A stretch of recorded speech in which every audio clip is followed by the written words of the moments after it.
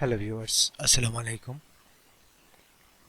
Abdullah computer চ্যানেলের পক্ষ থেকে সবাইকে আজকের চাকরি খবরে স্বাগত জানাচ্ছি। আজ আপনাদের জন্য স্বরাষ্ট্র মন্ত্রণালয়ের অধীনের একটি নিয়োগ বিজ্ঞপ্তি নিয়ে হাজির হলাম। জননিরাপত্তা বিভাগের নিয়োগ বিজ্ঞপ্তি প্রকাশ করা হয়েছে। এসএসসি থেকে আবেদন করতে পারবেন। আবেদন প্রক্রিয়া অনলাইনে সম্পন্ন হবে। 2/12/2020 থেকে আবেদন শুরু হবে এবং শেষ হবে 20/12/2020 তারিখ। আমরা একটু বিস্তারিত বিজ্ঞপ্তিটি দেখব। তার আগে বন্ধুরা, যারা আমার চ্যানেলের নতুন ভিজিটর এখনও সাবস্ক্রাইব করেননি, তাদেরকে সাবস্ক্রাইব করার জন্য বিনীত অনুরোধ জানাচ্ছি। আর পাশে থাকা বেল আইকনটি অবশ্যই অন করে রাখবেন, যাতে আমার চ্যানেল থেকে পাবলিশ হওয়া পরবর্তী ভিডিওগুলো সবার আগে আপনার কাছে পৌঁছে যেতে পারে। আর যারা অলরেডি সাবস্ক্রাইব করে রেখেছেন তাদেরকে অসংখ্য ধন্যবাদ। তাহলে আসুন আমরা বিজ্ঞপ্তিতে চলে যাচ্ছি। গণপ্রজাতন্ত্রী বাংলাদেশ সরকার, স্বরাষ্ট্র মন্ত্রণালয়, জননিরাপত্তা বিভাগ, প্রশাসন 1 শাখা, বাংলাদেশ সচিবালয়, ঢাকা। স্বরাষ্ট্র মন্ত্রণালয়ের জননিরাপত্তা বিভাগে নিম্নে বর্ণিত শূন্য পদে সরাসরি নিয়োগের নিমিত্ত পাশে বর্ণিত শিক্ষাগত যোগ্যতা সম্পন্ন আগ্রহী বাংলাদেশী নাগরিকদের নিকট হতে নির্ধারিত ছকে দরখাস্ত আহ্বান করা যাচ্ছে। পদের নাম: 60 মুদ্রাক্ষরিক কাম কম্পিউটার অপারেটর। বেতন গ্রেড 13, বেতন স্কেল 11,000 থেকে 26,590 টাকা। বয়স অনূর্ধ্ব 30 বছর, তবে বিভাগীয় প্রার্থীর ক্ষেত্রে সর্বোচ্চ বয়সসীমা 40 বছর পর্যন্ত শিথিলযোগ্য। পদের সংখ্যা 9টি। শিক্ষাগত যোগ্যতা: স্বীকৃত বিশ্ববিদ্যালয় হইতে স্নাতক বা সমমানের ডিগ্রি এবং কম্পিউটার প্রশিক্ষণ প্রাপ্ত। কম্পিউটার অপারেটর গ্রেড হচ্ছে 13, বেতন স্কেল 11,000 থেকে 26,590 টাকা। বয়স 30 বছর। পদের সংখ্যা 5টি। শিক্ষাগত যোগ্যতা: স্বীকৃত বিশ্ববিদ্যালয় হতে বিজ্ঞান বিভাগে স্নাতক বা সমমানের ডিগ্রি। পদের নাম: ক্যাশিয়ার। বেতন গ্রেড 14, বেতন স্কেল 10,200 থেকে 24,680। এখানেও বয়স 30 বছর। পদের সংখ্যা 1টি।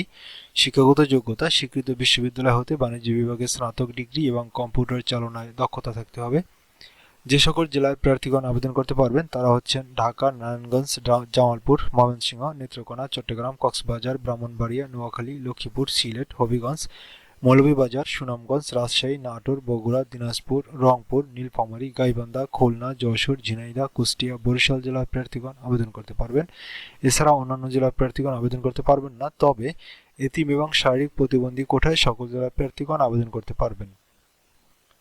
1 ডিসেম্বর 2020 তারিখে প্রার্থীর বয়স 18 থেকে 30 বছর হতে হবে, তবে মুক্তিযোদ্ধা অথবা শহীদ মুক্তিযোদ্ধাদের পুত্র-কন্যা এবং শারীরিক প্রতিবন্ধীদের ক্ষেত্রে বয়স সর্বোচ্চ 32 বছর। এবং আরেকটি হলো যারা ডিপার্টমেন্টাল ক্যান্ডিডেট অর্থাৎ বিভাগীয় প্রার্থী, তাদের জন্য বয়স 40 বছর পর্যন্ত শিথিলযোগ্য। সরকারি, আধা সরকারি ও স্বায়ত্তশাসিত প্রতিষ্ঠানে চাকরিরত প্রার্থীকে অবশ্যই যথাযথ কর্তৃপক্ষের অনুমতিক্রমে আবেদন করতে হবে। চাকরিরত প্রার্থীকে সকল শর্ত পূরণ সাপেক্ষে আবেদনপত্র পূরণের সময় ডিপার্টমেন্টাল ক্যান্ডিডেট সিলেক্ট করতে হবে। অন্যদের ক্ষেত্রে এই সাহায্য প্রযোজ্য নয়। তবে সকল চাকরিরত প্রার্থীকে মৌখিক পরীক্ষার সময় নিয়োগকারী কর্তৃপক্ষ কর্তৃক প্রদত্ত অনুমতিপত্রের মূল কপি জমা দিতে হবে। আবেদনের সাথে কোনো কাগজপত্র বা সনদপত্র দাখিল করতে হবে না, তবে মৌখিক পরীক্ষার সময় সকল শিক্ষাগত যোগ্যতার সনদপত্রের মূল কপি প্রদর্শন করতে হবে এবং সকল কাগজপত্রের সত্যায়িত এক সেট ফটোকপি দাখিল করতে হবে। জেলার স্থায়ী বাসিন্দার প্রমাণক হিসাবে ইউনিয়ন পরিষদ অথবা পৌরসভা অথবা সিটি কর্পোরেশন কর্তৃক প্রদত্ত সনদ এবং আবেদনকারী মুক্তিযোদ্ধা, শহীদ মুক্তিযোদ্ধাদের পুত্র-কন্যা এবং পুত্র-কন্যা হলে আবেদনকারী মুক্তিযোদ্ধা অথবা শহীদ মুক্তিযোদ্ধার পুত্র-কন্যা, পুত্র-কন্যার পুত্র-কন্যা এ মর্মে সংশ্লিষ্ট ইউনিয়ন পরিষদের চেয়ারম্যান অথবা সিটি কর্পোরেশনের ওয়ার্ড কাউন্সিলর, পৌরসভার মেয়র, পৌরসভার কাউন্সিলর কর্তৃক প্রদত্ত সনদপত্রের সত্যায়িত ফটোকপি দাখিল করতে হবে। আবেদনকারীকে তার সর্বশেষ অর্জিত শিক্ষাগত যোগ্যতার বিষয়টিও উল্লেখ করতে হবে। সংশ্লিষ্ট প্রার্থীর কোটা সমর্থনে যথাযথ কর্তৃপক্ষ কর্তৃক মূল সনদপত্র এবং সত্যায়িত এক সেট ফটোকপি মৌখিক পরীক্ষার সময় জমা দিতে হবে। অনলাইনে আবেদন সংক্রান্ত নিয়মাবলী: আবেদনকারীকে psd.teletalk.com.bd ওয়েবসাইটে গিয়ে আবেদনপত্র পূরণ করতে হবে। আবেদন শুরু হবে 2/12/2020 তারিখ সকাল 10টায় এবং শেষ হবে 20/12/2020 তারিখ বিকাল 5টায়। উক্ত সময়ের মধ্যে ইউজার আইডি প্রাপ্ত প্রার্থীগণ অনলাইনে আবেদনপত্র সাবমিট করার সময় থেকে পরবর্তী 72 ঘন্টার মধ্যে SMS এর মাধ্যমে পরীক্ষার ফি জমা দিতে পারবেন।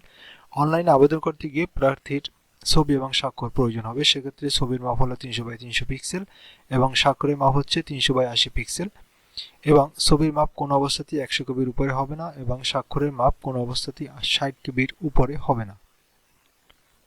অনলাইনে আবেদনপত্র পূরণকৃত তথ্য যেহেতু পরবর্তী সকল কার্যক্রমে ব্যবহৃত হবে, সেহেতু অনলাইনে আবেদনপত্র সাবমিট করার পূর্বেই পূরণকৃত সকল তথ্যের সঠিকতা সম্পর্কে প্রার্থীকে শতভাগ নিশ্চিত হতে হবে। প্রার্থী কর্তৃক প্রদত্ত কোনো তথ্য বা দাখিলকৃত কাগজপত্র জাল, মিথ্যা বা ভুয়া প্রমাণিত হলে, বা পরীক্ষায় নকল বা অসদুপায় অবলম্বন করলে, বা বিজ্ঞপ্তিতে চাওয়া যোগ্যতার সাথে অসামঞ্জস্যপূর্ণ কোনো তথ্য দাখিল করা হলে, বা বিজ্ঞপ্তির নির্দেশনা লঙ্ঘনপূর্বক কোনো আবেদন পাওয়া গেলে সংশ্লিষ্ট প্রার্থিতা নিয়োগের যেকোনো পর্যায়ে বাতিল করা হবে এবং তার বিরুদ্ধে যথাযথ আইনানুগ ব্যবস্থা গ্রহণ করা যাবে। প্রার্থী অনলাইনে পূরণকৃত আবেদনপত্রের একটি প্রিন্ট কপি পরীক্ষা সংক্রান্ত যে কোনো প্রয়োজনে সহায়ক হিসেবে সংরক্ষণ করবেন এবং মৌখিক পরীক্ষার সময় এক কপি জমা দিবেন। আবেদনকারীকে একটি প্রিপেড টেলিটক মোবাইল সিমের মাধ্যমে আবেদন ফি পরিশোধ করতে হবে। সেক্ষেত্রে প্রথম 2টি SMS এর মাধ্যমে আবেদন পরিশোধ করতে হবে। আবেদন ফি পরিশোধ করার জন্য 112 টাকা অনধিক 72 ঘন্টার মধ্যে জমা দিতে হবে। আবেদন করার পরবর্তী 72 ঘন্টার মধ্যে জমা দিতে হবে। অনলাইন আবেদনপত্রের সকল অংশ পূরণ করে সাবমিট করা সম্পন্ন হলেও যদি আবেদন ফি পরিশোধ করা না হয়, সে পর্যন্ত আবেদন অনলাইনে গৃহীত হয় না। যেভাবে মেসেজে গিয়ে আবেদন ফি পরিশোধ করবেন, সেজন্য আপনাকে মেসেজ অপশনে গিয়ে PSD স্পেস ইউজার আইডি লিখে 16222 নম্বরে সেন্ড করতে হবে। ইউজার আইডি আপনার আবেদনপত্রের বাম দিকের উপরে কর্নারে লেখা আছে, সেই ইউজার আইডি লিখে সেন্ড করতে হবে 16222 নম্বরে। ফিরতি SMS আপনাকে কত টাকা কেটে নেওয়া হবে এবং একটি পিন নম্বর আপনাকে দেওয়া হবে। আপনি তার উত্তরে PSD space ES space pin লিখে সেন্ড করতে হবে 16222 নম্বরে এবং ফিরতি SMS এ আপনাকে কনগ্রাচুলেশন জানিয়ে একটি মেসেজ প্রদান করবে এবং ইউজার আইডি এবং পাসওয়ার্ড থাকবে। এই ইউজার আইডি এবং পাসওয়ার্ড পরবর্তীতে প্রবেশপত্র ডাউনলোড করার সময় আপনার প্রয়োজন হবে, সেজন্য এই মেসেজটি অবশ্যই সংরক্ষণ করবেন। এই ছিল মোটামুটি অত্র বিজ্ঞপ্তির গুরুত্বপূর্ণ দিকগুলো। আশা করি আপনারা বুঝতে পেরেছেন। যদি কোনো বুঝতে সমস্যা হয় তাহলে অবশ্যই কমেন্ট বক্সে লিখবেন এবং যারা আমার মাধ্যমে আবেদন করতে চান তারাও কমেন্টে লিখতে পারেন, আমি আপনাদের আবেদনগুলো করে দিতে পারবো। সাথে থাকার জন্য ধন্যবাদ। সবাইকে পরবর্তী টিউটোরিয়াল দেখার আমন্ত্রণ জানিয়ে আজ এখানেই শেষ করছি। আল্লাহ হাফেজ।